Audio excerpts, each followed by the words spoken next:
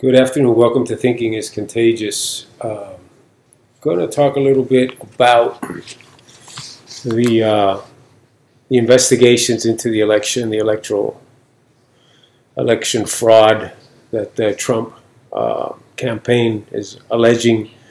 And I'm going to tell you where I stand on it right now. I'm frustrated because I don't see the smoking gun. I keep hearing about the smoking gun, but I haven't seen the smoking gun. This having been said, I've watched Rudy Giuliani, and to me, it's the boy that cried wolf. I know he was a great mayor for New York City. He did a great job. He did a great job during 9/11. But I think he's lost it. I think he's going through a Biden episode. So I sort of was down, and then I saw and heard Sidney Powell. And I don't know if you've seen her. She's the attorney that represents General Flynn, and obviously has unmasked the charade that was the prosecution of Flynn, and it's going to make Flynn a very rich man, very wealthy man, and she's done a tremendous job showing the hypocrisy, showing the corruption of the FBI. Basically, they forced a man to confess to a crime he didn't commit by threatening to take his family down. And he did what any of us would do, which is fall on the sword for the family, and that's what he did. But I want to talk about Sidney Powell. She said, first interview I heard with her, she said something that caught my attention. She says, "I never say anything that I cannot prove, period." She said it with conviction. She said that not only did Trump win this election, she said Trump won it in a landslide. And then she went into her position.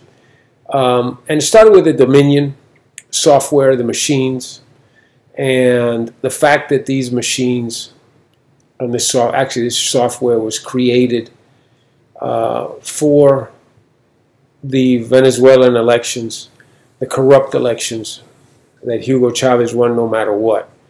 And from here morphed the system into what we have today. So much so that this was a system that a warning was issued by a guy named Russ Ramsland from Allied Security Operations Corporation. And he said this months ago. He advised the various states using this Dominion software that this was fraught with corruption and lent itself to this type of issue that we're facing today. And he was basically deemed a kook and ignored. And today we're seeing the results of what he has uncovered as well.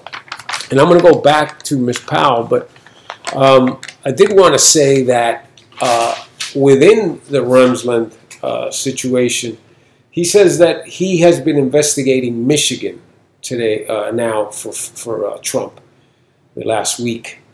And that in Michigan alone, there's over 3,000 precincts that have voted, have showed an issue. 3,000 of the precincts in Michigan have shown a voter turnout of 99% to 350% of the total voter roll. You don't get 99% voting of anything. So anything above 99, even 99 is absurd, but up to 350%.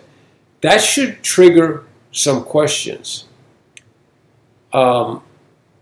He claims that his study of Michigan shows there's 225,000 to 400,000 votes that are highly questionable. Okay?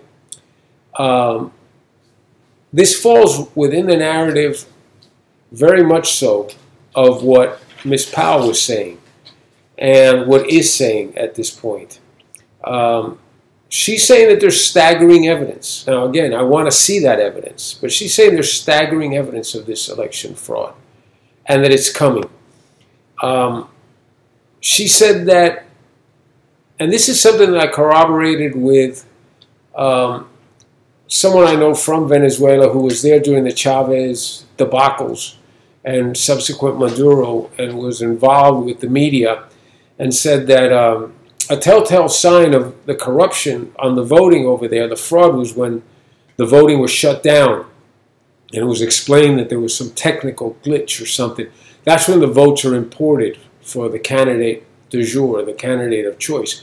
Well, we saw that happen here, and we've seen it happen where the voting was shut down mysteriously. People were sent home. Well, that's when the votes are imported, and that's when the votes are placed in to be counted.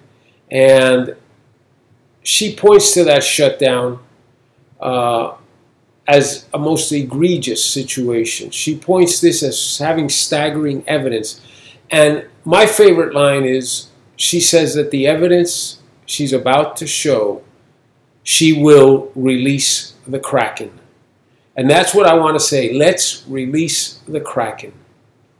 She sounds credible. She sounds believable. I believe what she's saying. I can't imagine that someone with her reputation and her background would be doing this if she wasn't 100% sure. And I invite you to Google her and listen to her. It's not like she's hedging her bet on any of this. She is crystal clear that there is voter fraud here. Crystal clear. So I want to see the Kraken released, and I want to see this moving forward. I know that the Department of Homeland Services, DHS, Homeland Security, excuse me, issued a statement a couple of days ago saying that this was, on the 12th, I think, of November, that this was the most foolproof, the best, cleanest election in the history of elections in this country. Most secure in American history. And he then had input. The input was from his board. Now, he failed to mention, the Department of Homeland Security failed to mention that that board consists of Dominion and consists of many of the corporate sponsors who put their money and their mouth behind this system being implemented, the Dominion software and hardware being implemented, and the smart system being implemented. And they have a vested interest, they have skin in the game, including Microsoft and Amazon, who are on the board as well, who've donated millions to the Biden campaign.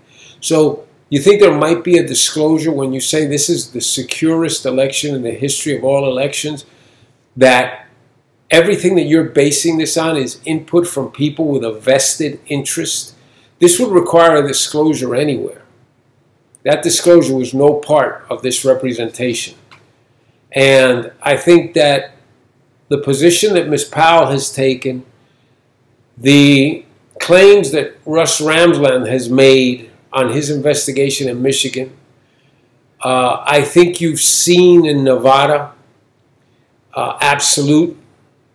I think you've seen in Pennsylvania that there were several thousand votes that appeared that said they was due to a computer error. They were not delivered. There's a lot of questions here that need to be answered, and need to be answered quickly. And I think that the reason you're seeing the Democrats scurrying to end this as quickly as possible is because they can only keep their finger in the dike of this dam for so long. This has to be brought out. This has to be exposed. We're talking about hundreds of thousands, according to Ramsland, of votes given to Biden that didn't belong there. We're talking about 99 to 350% of voter rolls showing up to vote in Pennsylvania. We are talking about a situation that is unprecedented in the history of elections in this country. Again,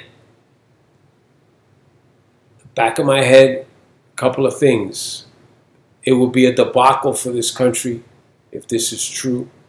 Sometimes I wonder if it's worth exposing it, but then I say it has to be exposed. It has to be shown. It has to be cut out. We have to get to the bottom of this. We have to get to the bottom of this. And I don't know if you're listening to Biden in his speeches about his great economic plan, him and Kamala, his president, he'll be out soon, saying that their mandate is American buy American, and support American manufacturing. Well, the reason that's Trump's platform, Joe. I know you don't understand it, you don't remember it probably, but that's Trump's platform. And the reason Trump was able to win on that platform was because you and Barack chased away manufacturing out of this country for 8 years. So the reason that there is a Trump administration is because of Barack Obama and Joe Biden. Make no mistake about it. That will be the legacy of Obama, Biden, is opening the door to a non-politician to run this country.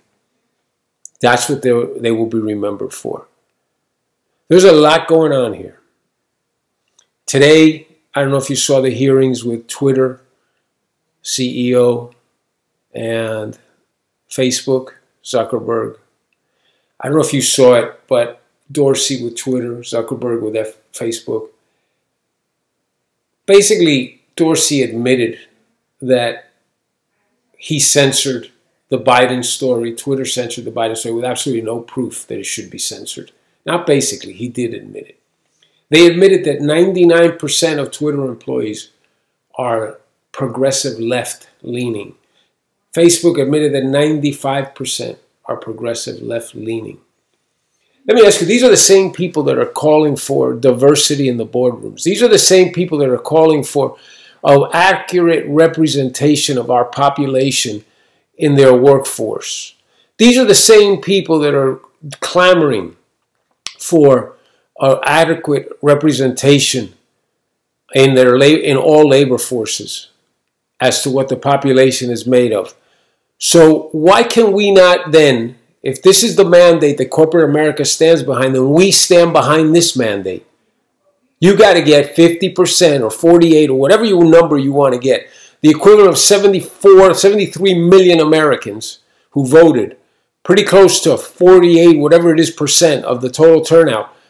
Then your boardrooms have to reflect conservatives. Your workforce has to reflect that type of conservative demographic. It cannot continue to be that you want representation and you want diversity only when it fits you, only when it suits you, which is the typical liberal narrative, the inclusive, all understanding, the kind, the loving, the accepting liberals. Only when things go their way are they this way. Look at this weekend with the Trump supporters march in Washington, a peaceful march, people sitting around having lunch, having dinner in restaurants, sidewalk restaurants, getting fireworks shot at them, getting obscenities yelled at them and their families, people getting jumped, attacked by the liberals, by the peaceful liberals, because they can't stand that the Trump people are out expressing themselves peacefully, what truly is peaceful. People, whoever voted for Kamala Harris and Joe Biden as president, you better examine yourself for what has happened here, because you're opening the door to something that is un-American. And we will all pay for this. If, God forbid, something happens where the Senate does not remain Republican, which I'm fairly certain it will, but with the corruption that the Democrats have shown with this election Anything is possible. So the Senate must remain. It will remain. But if it doesn't remain, we're going to be at the mercy of the Democrats that are still Americans, such as Joe Manchin, who went on Fox and guaranteed that he would never support packing the courts or ending the filibuster. He went out and told Americans, don't worry about this. So I'm sure like him, there'll be many others. This needs to be stopped.